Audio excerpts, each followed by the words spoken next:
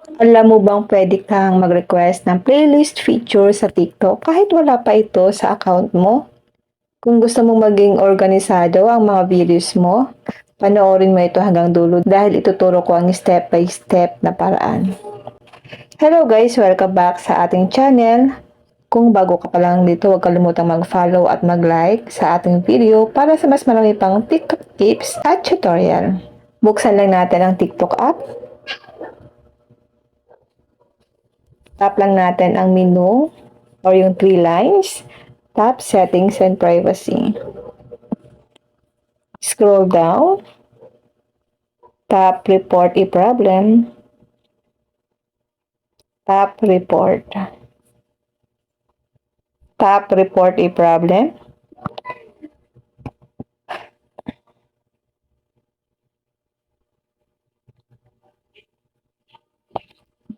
You can report any problems that might come up while you use TikTok. Is your problem resolved? No. Tap lang natin ang Need More Help.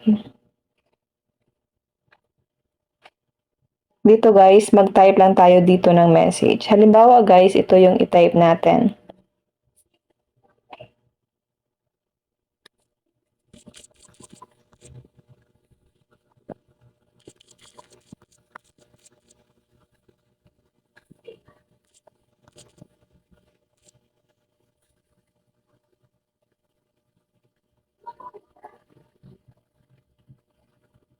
So wait lang natin siya guys. Makikita nyo po na automatic na nag-reply ang TikTok support. At dito sabihin na po natin guys yung problema natin na gusto nating mag-request ng playlist. Ilalagay ko po ito guys sa comment section, yung tinype ko dito. Kapag nakasulat na po tayo dito guys, itap na po natin itong red button dito, yung send. Wait natin ang reply ng TikTok support. Ito po yung message ko sa kanya. Hi TikTok team, I would like to request access to the playlist feature so I can organize my videos into categories and make it easier for my viewers to watch related content. Thank you. Then ito po yung reply nila. Hi there.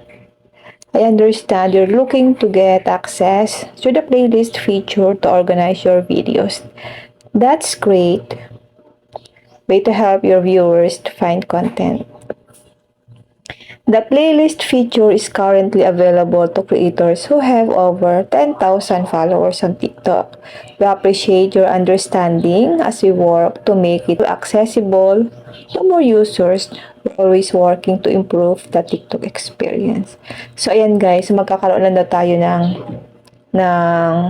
playlist kapag meron na tayong over 10,000 followers. So ako, nasa 8,500 pa lang po yung followers ko. Kaya pala wala pa akong playlist. So, once na nag 10,000 followers tayo guys, i-check natin ulit dito. I-check ulit natin itong video na ito kung meron na po tayong playlist nun. And then kapag wala pa, so kontakin ulit natin ang TikTok support. Maghihintay talaga tayo dito ng 10,000 followers. Pero po kayo, kung meron na kayo 10,000 followers, pwede nyo pong kontakin itong TikTok support para magkaroon kayo ng playlist sa inyong mga TikTok. Paalala, ang pag-submit ng request ay hindi garantiya na agad kang mabibigyan ng playlist feature. Unti-unti itong inilalabas ng TikTok depende sa account, region at eligibility. So meron din pala siya guys, eligibility. At ayan, ganoon lang kadali mag-request ng playlist feature sa TikTok. Kung nakatulong ang tutorial na ito, huwag kalimutang i-like, i-share, at i-follow ang page para sa mas marami pang madaling teach tutorials. Maraming salamat sa panonood at magkita-kita tayo sa susunod na video.